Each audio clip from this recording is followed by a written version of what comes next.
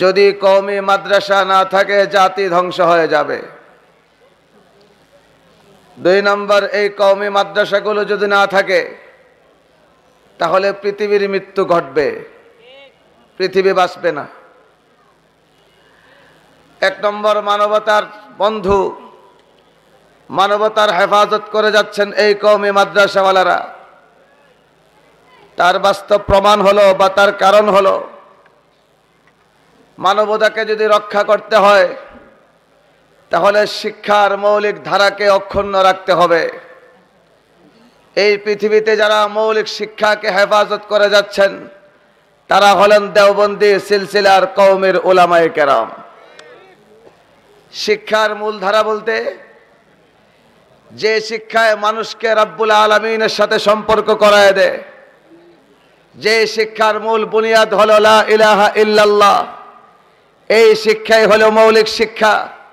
যে শিক্ষায় লা ইলাহা ইল্লাল্লাহর শিক্ষা নেই, যে শিক্ষার সিলেবাসে কোরআন শিক্ষা বাধ্যতামূলক নাই, যে শিক্ষায় রাহমাতুল আলামিনের শিক্ষা নাই, খোদার কসম ওই শিক্ষা কখনো মৌলিক শিক্ষা হতে পারে না। আফসোসের বিষয়, বাংলাদেশের বর্তমান শিক্ষামন্ত্রী বলেছেন বাংলাদেশের কওমি মাদ্রাসাগুলোকে তিনি নাকি মূল ধারা নিয়ে যাবেন। আমরা বলতে চাই কওমি শিক্ষা ধারাকে মূল ধারায় নিতে হবে না, আপনারা মূল ধারায় আসেন। আমরা আলহামদুলিল্লাহ মূল ধারায় আছি, কারণ পৃথিবীর ইতিহাস পবিত্র কোরআন ঘাটলে দেখা যায় আল্লাহ পাক রব্বুল আলামিন তার পক্ষ থেকে মানবতার মুক্তির জন্য রব্বুল আলামিনের পক্ষ থেকে যাদেরকে শিক্ষক নিয়োগ করেছিলেন সেই আম্বিয়ায়ে কেরাম, সমস্ত আম্বিয়ায়ে কেরামের 1 নম্বর শিক্ষাই ছিল লা ইলাহা ইল্লাল্লাহ। পবিত্র কোরআন খুললে দেখা যায় ওয়া ইলা মাদিয়ানা আখাহুম শুআইবা ক্বালা ইয়া কওমি আবুদুল্লাহ ওয়া ইলা আদিন আখাহুম হুদা ক্বালা ইয়া কওমি আবুদুল্লাহ ওয়া ইলা সামুদ আখাহুম সালিহা ক্বালা ইয়া কওমি আবুদুল্লাহ। যত নবী দুনিয়াতে আল্লাহ প্রেরণ করেছেন শিক্ষক হিসেবে, সমস্ত নবীদের শিক্ষার মূল ছিল লা ইলাহা ইল্লাল্লাহ। যে শিক্ষায় লা ইলাহা ইল্লাল্লাহর দাওয়াত নেই, যে শিক্ষায় লা ইলাহা ইল্লাল্লাহকে বাধ্যতামূলক করা হয় না, ওই শিক্ষা কখনো মৌলিক শিক্ষা হতে পারে না। যে শিক্ষায় মূল ধারা আছে ওই শিক্ষায় কোনো নাস্তিক তৈরি হয় না। যে শিক্ষায় মৌলিক ধারা অক্ষুণ্ণ আছে সেখানে কোনো মদ গাঁজার নেশা তৈরি হয় না। খুদার কসম, যে শিক্ষা সিলেবাসে মৌলিক শিক্ষা অক্ষুণ্ণ আছে সেখানে কোনো নারী ধর্ষণকারী তৈরি হয় না। আপনাদের মৌলিক শিক্ষা আমরা দেখেছি আপনাদের জাহাঙ্গীরনগর ইউনিভার্সিটিতে অল্প কয়েকদিন আগে, মাত্র 1.5 সপ্তাহ আগে পুলিশের হাতে 3 জন নারী ছাত্রী মাতাল অবস্থায় গ্রেফতার হয়েছে। একজন ঢাকা ইউনিভার্সিটির ছাত্রী, একজন জগন্নাথের ছাত্রী, আর একজন জাহাঙ্গীরনগর ইউনিভার্সিটির ছাত্রী মাতাল অবস্থায় গ্রেফতার করা হয়েছে, মদ খেয়ে মাতাল। শুধু আমার মুখের কথা নয়, আমার হবিগঞ্জ জেলার বর্তমান এসপি সাহেব এক বক্তব্য বলেছেন, দীর্ঘ 20 বছর যাবৎ আইন শৃঙ্খলা বাহিনীতে কাজ করে যাচ্ছি, এই বাংলাদেশে যদি 100% মাদক মুক্ত পরিবেশের চ্যালেঞ্জ করতে পারে, সেই চ্যালেঞ্জ নিতে পারবে কওমের উলামায়ে কেরাম।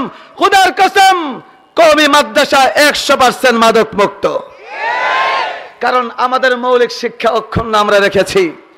যদি 100% নারী ধর্ষণ মুক্ত শিক্ষা প্রতিষ্ঠান থাকে, সেই প্রতিষ্ঠানগুলোর নাম হলো কওমি মাদ্রাসা। সন্ত্রাস মুক্ত হওয়ার চ্যালেঞ্জ যদি নিতে হয়, সেই চ্যালেঞ্জ আমরাই নিতে পারবো, আপনারা সেই চ্যালেঞ্জ নিতে পারবেন না।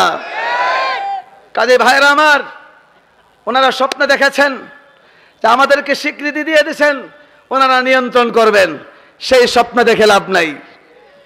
আমরা আল্লাহর নবীর আদর্শ আমরা জানি। আমাদের নবী যখন দাওয়াত দিচ্ছেন ইসলামের, মক্কার কাফের মুশরিকরা এসে বলে, মুহাম্মদ তোমার কি প্রয়োজন বলো? তোমার সম্পদ দরকার? এমন সম্পদ দেব বংশ পরম্পরা তোমার পরবর্তীরা খেতে পারবে, শেষ হবে না। তোমার কি আরো কিছু দরকার? তোমার কি সুন্দরী নারী দরকার? তার ব্যবস্থাও করব। আল্লাহর নবীর কাছে যখন সেই প্রস্তাব দেওয়া হলো, নবী বলেন, আমার কি দিবে? কি দেবে আমাকে? আকাশের সূর্য দিতে পারবে? আকাশের চাঁদ দিতে পারবে? আমার এক হাতে যদি আকাশের সূর্য দেওয়া হয়, আরেক হাতে যদি চাঁদ দেওয়া হয়, আমি আল্লাহর দেওয়া শিক্ষা বাদ দিয়ে সেখান থেকে এক চুল পরিমাণ নড়তে পারবো না। আপনারা ভেবেছেন স্বীকৃতি দিয়ে আমাদেরকে নিয়ন্ত্রণ করবেন, আমাদেরকে নিয়ন্ত্রণ করবেন, এই স্বপ্ন দেখে লাভ নাই। আমাদেরকে নিয়ন্ত্রণ করতে না পারলে মাদ্রাসা বিল্ডিং দখল করবেন, অসুবিধা নাই। দারুল উলুম দেওবন্দের যাত্রা শুরু হয়েছিল একটা ডালিম গাছের তলা থেকে। গোটা বাংলাদেশের সমস্ত কওমি মাদ্রাসার বিল্ডিং গুলো দখলে নিলে অসুবিধা নাই। ইনশাআল্লাহ গোটা বাংলাদেশের সমস্ত গাছতলা মাদ্রাসা হবে। ভাইয়েরা আমার, আল্লাহ পাক রব্বুল আলামিন ইসলাম রক্ষার দায়িত্ব, কোরআন হেফাজতের দায়িত্ব সাধারণ মুসলমানদের উপরে দিয়েছেন, কোন সরকারের হাতে দেন নাই। একটা ঘটনা মনে পড়েছে, ঘটনাটা আমি পড়ি নাই, বিলাল বাবা সাহেব দামাত বারাকাত ওনার কাছ থেকে শুনেছি, ওনার এক বয়ানের অনুবাদে। জালালউদ্দিন সৈয়দী রহমতুল্লাহ আলাইহি আল্লাহর সাথে কথা বলছেন মুরাকাবা বা স্বপ্ন যুগে। তখন জালালউদ্দিন সৈয়দী আল্লাহকে একটা প্রশ্ন করলেন, আল্লাহ আমার একটা প্রশ্ন। আল্লাহ জিজ্ঞেস করেন, কিসের প্রশ্ন তোমার? রব্বুল আলামিন আমাদের নবী, আখির নবী, ইমামুল মুরসালিন, আপনি বিগত সমস্ত নবীদের হায়াত লম্বা করে দিয়েছেন, আর আমাদের নবীর হায়াত 100 পুরা করলেন না, মাত্র 63 বছর। আখির নবীর হায়াত কমিয়ে দেওয়ার কারণ কি? আল্লাহ পাক রব্বুল আলামিন বলেন, জালালউদ্দিন তোমার প্রশ্ন ঠিক, কিন্তু কেন আমি আখির নবীর হায়াত কমিয়ে দিলাম? কারণ পৃথিবীতে কিয়ামত পর্যন্ত ইসলাম থাকতে হবে, শিক্ষার মূল ধারা বজায় রাখতে হবে। আমি আল্লাহর শিক্ষা দুনিয়াতে থাকতে হবে, ইসলাম থাকতে হবে, কালেমার দাওয়াত থাকতে হবে। আমি দেখলাম বিগত যত নবী আমি প্রেরণ করেছি, কোন নবীর উম্মতের উপরে আমি আল্লাহ ভরসা করতে পারি নাই। নবীর ইন্তেকালের পরে তার উম্মত ইসলামের হেফাজত করবে।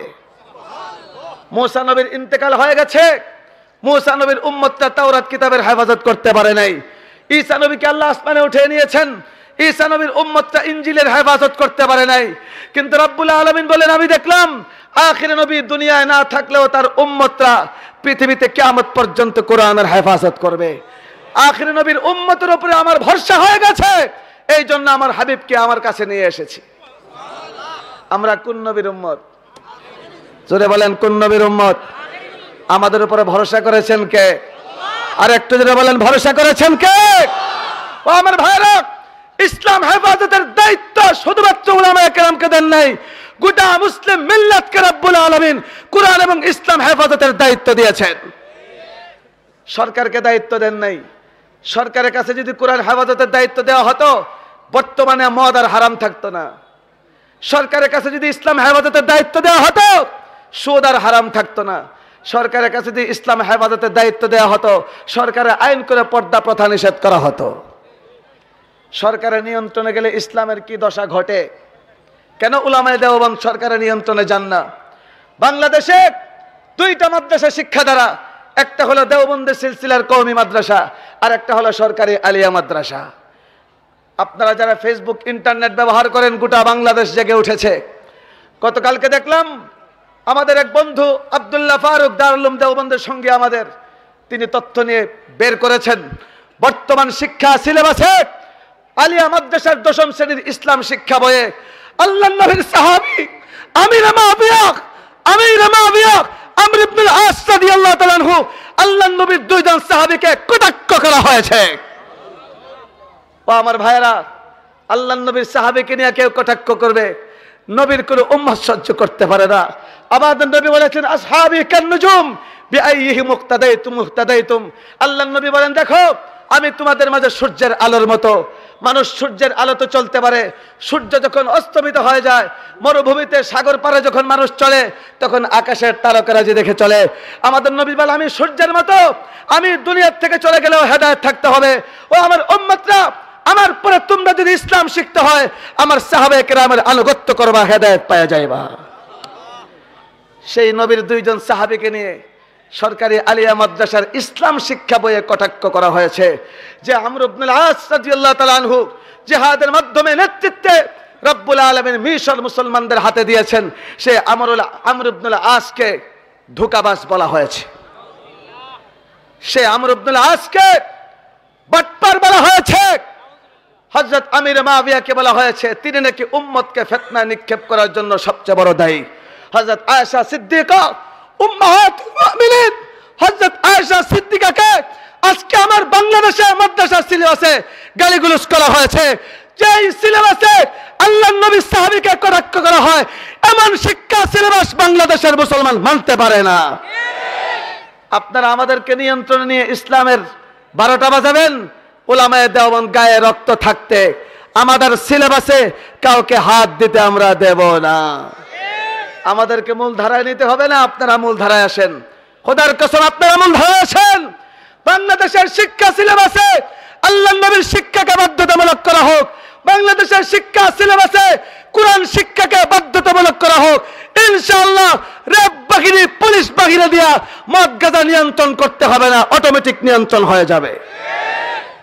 2 নাম্বার আমার বক্তব্য ছিল, তাহলে কওমি মাদ্রাসাওয়ালারা ইসলামের মূল শিক্ষার হেফাজত করে যাচ্ছে, এই জন্য কওমি মাদ্রাসাওয়ালারা মানবতার হেফাজত করে যাচ্ছে।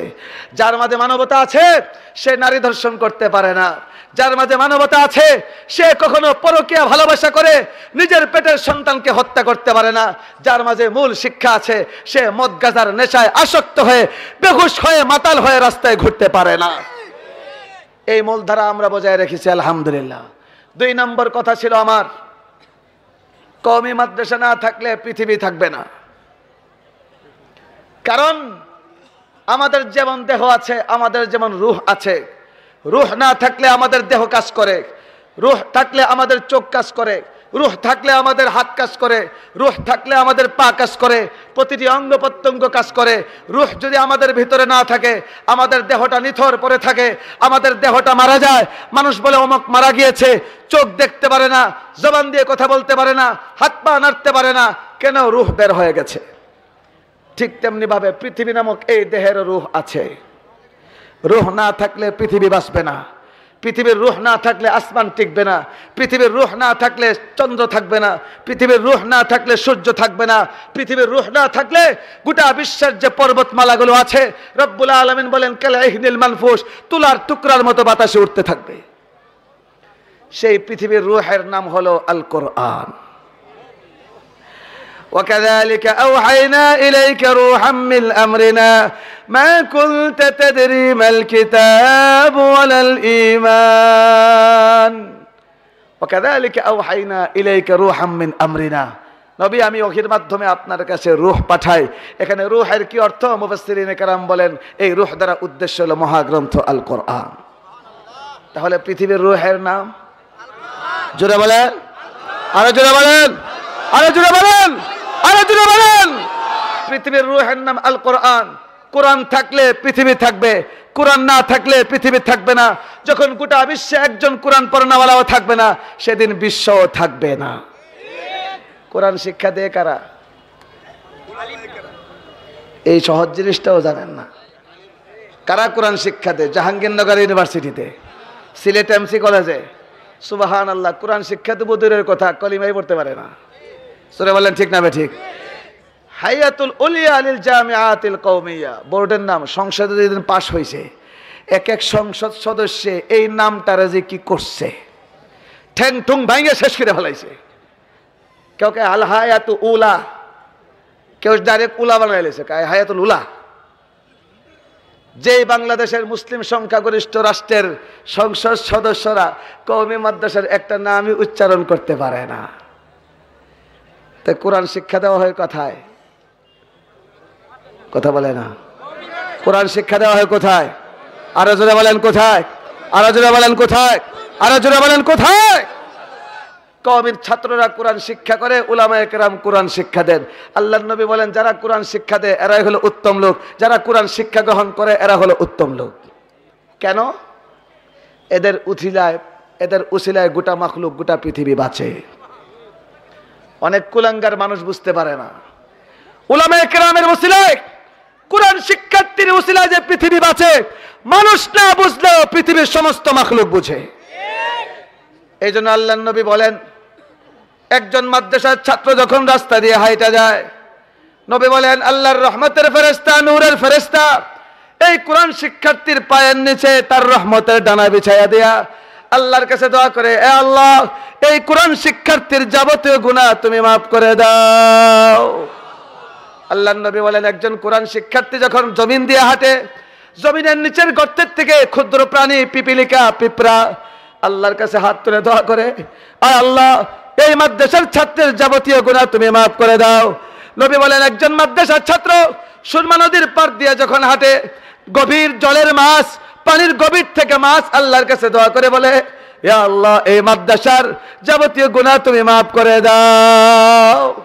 পৃথিবীর সমস্ত মাখলুক বুঝে এই কোরআন শিক্ষার্থীদের উসিলায় আমরা বেঁচে আছি। যে কোরআন শিক্ষার্থীদের মূল্য আসমানের ফেরেশতারা বুঝে, জমিনের পিপিলিকা থেকে হাতি পর্যন্ত সমস্ত প্রাণীর মূল্য বুঝে। আফসোসের বিষয়, বাংলাদেশে মানুষের বংশে জন্ম নিয়ে মাথায় পাগড়ি বাঁধা কিছু মানুষ উলামায়ে কেরামের মূল্য বুঝলো না, উলামায়ে কেরামকে আঘাত করে রক্তাক্ত করেছে।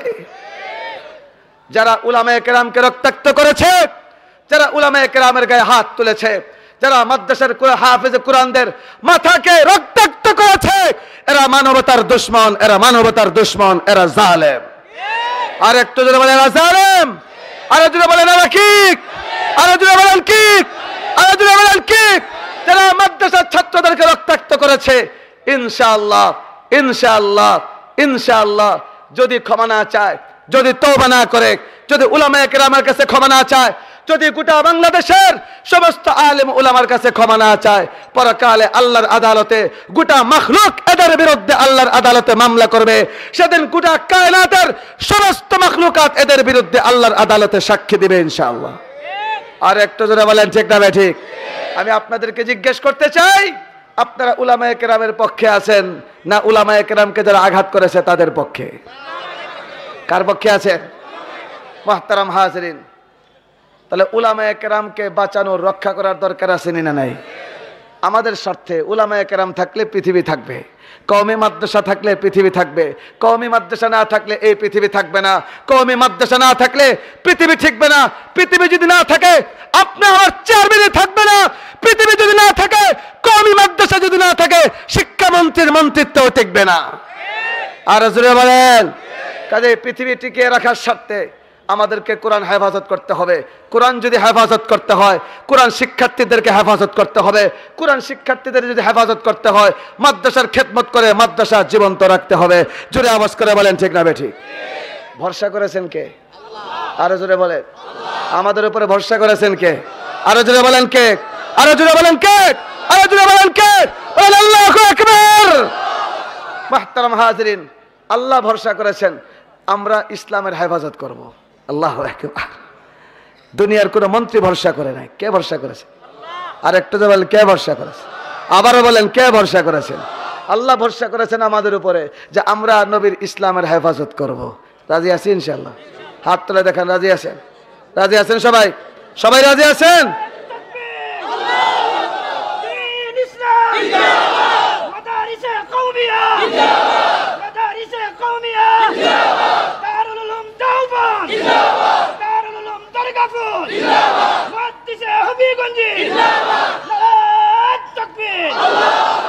যদি মাদ্রাসার হেফাজত আমরা চাই, আর যে হাত তুলে দেখাইলাম আল্লাহকে, এটা এক প্রকার দোয়া।